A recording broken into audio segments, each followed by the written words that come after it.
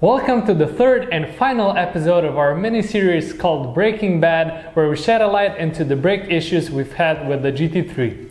In this episode, we are going to talk about the actual issues we've had with the new surface transforms discs we installed on the car and how we went about solving them. First of all, I want to mention that you only know about the brake issues we've had with the car because we decided we want to share the whole journey of owning a GT3, and that means highs and lows. We did that because we love watching people work on their cars, especially if they are cars that many people consider as collectibles or garage queens. And our GT3 is definitely not a garage queen, and I think our track record proves that. We did close to 20,000 kilometers and we took it to 12 track days since we've had it, which is a bit over a year, and in our book that's the only way you should use a car, and in the famous words of our dear friend, drive it or sell it. Today I just wanted to set the record straight about the brake issues we were having, and many of you have been writing and saying, come on, shouldn't Porsches have like bulletproof brakes and they should be fine for track use and so on and so on. And the thing is, the problems were not with the PCCBs or Porsche brakes. The problems were with the aftermarket surface transforms discs. In the first episode, I talked about PCCB in general. In the second episode, I explained the differences between steelies and ceramics and why we chose ceramics for our track car. So if you haven't, check that out as well. Okay, back to the topic at hand, issues with the GT3 brakes. So this all started back on the second track day we did with the GT3. We were in Croatia on the track called Grobnik, and we got a pad warning light. No biggie, it happens if you are tracking the car, you will eventually have to replace the brake pads. So we bought a new set of Paget P40 brake pads, which come as stock on the car, and as I was replacing those pads, I noticed the 3 wear indicators on the rear discs, and that's when I started worrying about the discs and investigating when the discs should actually be replaced. After some investigation, I came to a conclusion that yes, the rear discs will need replacing soon, and because it was the start of a new track day season, I decided I'm just gonna get this over with and order a new set of surface transforms rear discs. Side note, why did the back discs need replacing sooner than the fronts? Well, that's because if you're driving a car that has stability control, and if you are overdriving it and going too fast into corners, the car is going to be using the rear discs to keep you on the road. So that's what I'm assuming happened with our car, and probably the previous owners were driving the car on track with stability control or driving it fast on the road, and that's why the rears were needed replacing sooner than the fronts. After installing the surface transforms discs at the back with new Paget RSC1 pads, which is what Surface Transforms recommends, we bedded the discs in and went on our first track day. On the track day, we started noticing some vibrations and noise that were happening when we were applying the brakes. So after some back and forth, the decision we made was to replace the front PCCBs as well and just eliminate them as a possibility for the brake issues we were having. As I mentioned, the back discs were more worn out than the fronts, and we were kind of hoping to get one more season out of the fronts before we needed to replace them, but unfortunately that was not the case. So we bought the fronts as well, installed them, and we were confident that the issues we were having are gone because the issues were in fact caused by the front PCCBs that are too worn out. Unfortunately, on the next track day we did, the vibrations and noise were still present and were even slightly worse. First round done. Yep, brakes are shit. They're like vibrating. Now the noise and vibrations are kind of hard to get across on the GoPro footage, but I do have a sample from a track day we did with the full set of surface transforms. This was on Pannonia-Ring in Hungary, and you probably will be able to hear the vibrations when I am applying the brakes before entering corners.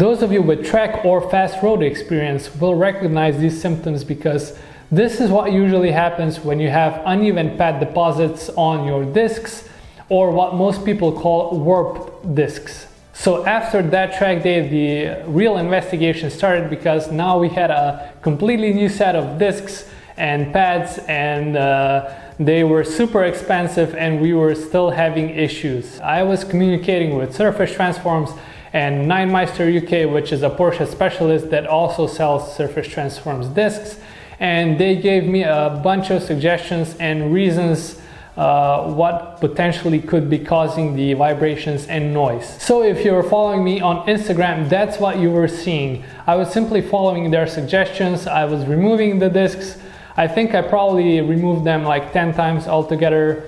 I cleaned the hubs. I made sure everything is perfectly clean, so there was no dust, no rust, nothing. I even bought a new set of Paget RSC1 pads just to make sure the pads I got were not faulty. I rebatted the brakes and I still had vibrations and noise. As you might imagine, I was getting frustrated by all this because I was in the middle of a track day season. We had all sorts of track days planned all across Europe, and here I was having issues with a brand new set of carbon ceramic discs. At this point, I was trying to convey my frustrations and disappointment to Surface Transforms, and one of their suggestions was for me to drive the car to Germany to Roof, which is their partner, and let them take a look at the car and what could potentially be wrong with the brakes or the car. Now, before committing to the journey and taking time out of my schedule, I decided I'm gonna try one last thing. And what I did was I removed the Surface Transforms discs and put PCCBs back on, and I used the same RSC1 pads that were bedded in the Surface Transforms discs. And lo and behold, there were no issues and no vibrations, and I actually ended up using the PCCB setup for 4 or 5 more track days without any issues. I'll show you a video from the same track as I did before, but only this time the car has all PCCBs and the same RSC1 pads as with the Surface Transforms set. And you'll be able to see the difference in sound because there are no vibrations or noise coming through when I'm applying the brakes.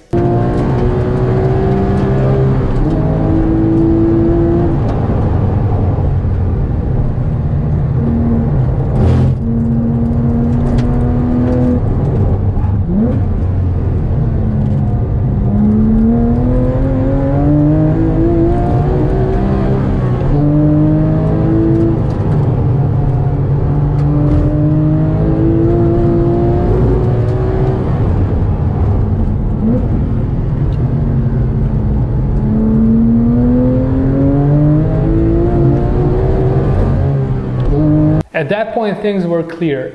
The problems were being caused by the Surface Transforms discs, and after a lot of nagging and back and forth, they finally agreed to take the discs back in for inspection. After a few weeks, I got an email back from Surface Transforms saying that the discs have been inspected and that they have some uneven pad deposits, but they have been machined or refurbished, and that I will be getting them back shortly. At this point, I was super excited because I couldn't wait to install the discs back on the car and finally be able to enjoy my expensive $10,000 investment into the car. Unfortunately, when I got the package back, it only contains 2 discs, and I actually only got 2 front discs, which seemed to be refurbished, so I immediately got into contact with Surface Transforms, and initially they said they only thought I had problems with the front discs, but that doesn't make sense because why would I send all 4 discs if I knew the fronts were causing the problems? So after some back and forth again, they said they're gonna inspect the rears as well, but they actually sent them out to me the very same day, and I got the discs the next day. And at that point I was a bit skeptical because the fronts were refurbished and the rears were not. But anyway, I installed them on the car and used yet another set of Paget RSC1 pads. batted them in, and I was still getting vibrations and low frequency voice or noise when I was applying the brakes. So here I was faced with the exact same problem as I was a few months ago. So I removed the rear surface transforms discs, installed PCCBs, and the car was absolutely fine. So I sent the rear discs back to surface transforms, and they refurbished them, delivered them back to me, and recently I installed them on the car again, and so far so good. I have to say that during the break-in or the bed-in period and driving fast on the road, the discs were fine, so I had no major vibrations or noise. But the real test is gonna come when I actually take the car to the track. But unfortunately, since we are currently in the middle of a pandemic and it's December, there are no track days around us that we could get to, so we'll just have to wait until the next season to test the whole setup on the car, and hopefully we won't have issues anymore.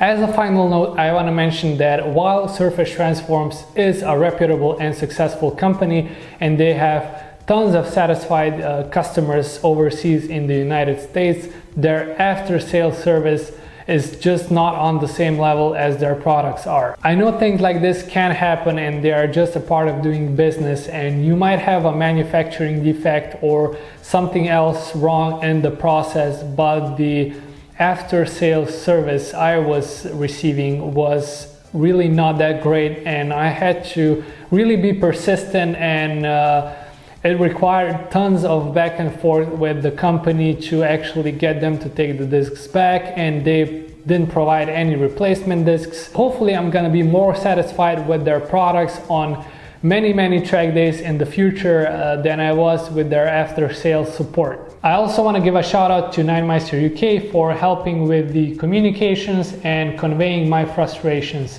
Without them, this whole thing would probably last a lot longer than it did. So that is it. That is the GT3 brakes story, and many of you have been writing in and asking what the hell is wrong with the brakes. So hopefully I've answered your questions, but long story short is these weren't PCCBs or Porsche brakes. These were aftermarket carbon ceramic brakes that just didn't work as expected, even though their price is quite high. And yeah, I had to do all sorts of tests and try different combinations of pads and discs to finally figure out that the Surface Transforms discs were not working as expected. Had to send them back, got them back refurbished, and hopefully now things will be fine. This is it for this episode, and in fact this series. Hopefully you enjoyed it and learned something new. If you did, drop a comment below, hit the like button and subscribe, because it really helps us produce even more content. Until next time, stay shifted and happy holidays.